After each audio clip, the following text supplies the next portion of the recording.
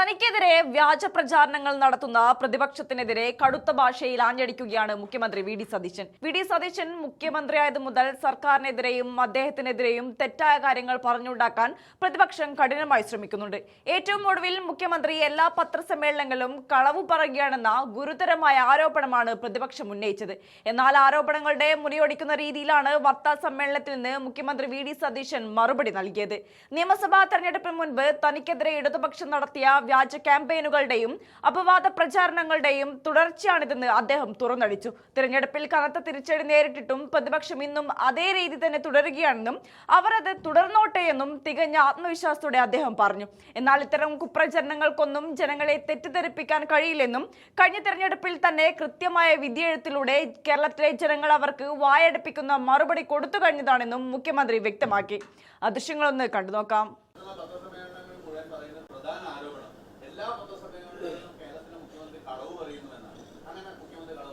അത് കഴിഞ്ഞ തെരഞ്ഞെടുപ്പിന് മുമ്പ് 6 മാസക്കാലം എനിക്കെതിരെ നടത്തിയ ക്യാമ്പയിൻ എന്താണ്?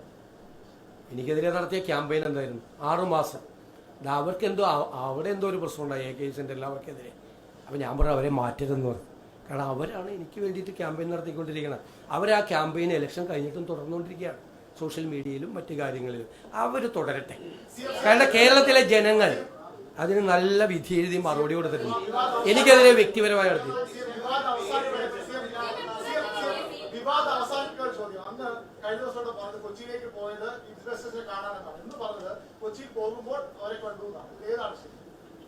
ഞാൻ വളരെ ക്ലിയർ ആയിട്ട് പറഞ്ഞു. ഇനി നോ ഐ ഹാവ് മേഡ്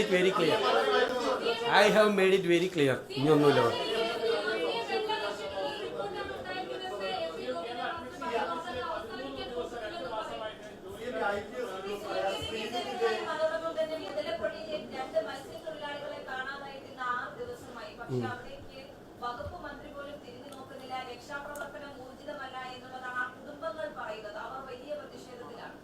അവിടെ തിരച്ചിലിനായിട്ട് മറൈൻ എൻഫോഴ്സ്മെന്റ്, കോസ്റ്റ് ഗാർഡ് സംവിധാനങ്ങൾ ഉപയോഗിച്ച് തെരച്ചിൽ നടത്തിക്കൊണ്ടിരിക്കുകയാണ്.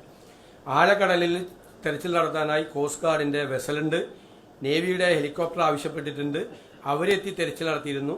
ഇതുകൂടാതെ കോസ്റ്റൽ ഗാർഡിന്റെ വിഴിഞ്ഞം സ്റ്റേഷൻ കമാൻഡറിന്റെ നേതൃത്വത്തിൽ തമിഴ്നാട് കുളച്ചല്ല ആഴക്കടലിലും അങ്ങോട്ട് പോകാൻ സാധ്യതയുണ്ടെന്നോർത്ത് അവിടെയും തെരച്ചിൽ നടത്തുന്നുണ്ട്. കോസ്റ്റ് ഗാർഡിന്റെ ചെറു വിമാനങ്ങളും ഹെലികോപ്റ്ററും ആകാശ നിരീക്ഷണം നടത്തുന്നുണ്ട്. ഇതെല്ലാം അവിടെ ചെയ്തുകൊണ്ടിരിക്കുന്നുണ്ട്. നമുക്ക് കിട്ടിയില്ല എന്നുള്ളത് സങ്കടകരമായ കാര്യമാണ്. കുടുംബത്തിന്റെ സങ്കടമാണ്.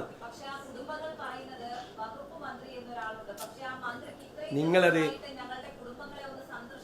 ഞാൻ അടക്കം ചെയ്യാൻ ഇതൊക്കെ നമുക്കറിയാലോ. തീരപ്രദേശത്ത് പഴയ മുഖ്യമന്ത്രി പോയത് ഓർമ്മയുണ്ടല്ലോ. അത് നമുക്കറിയാലോ. തീരപ്രദേശത്ത് അല്ല ഞാൻ പറഞ്ഞത്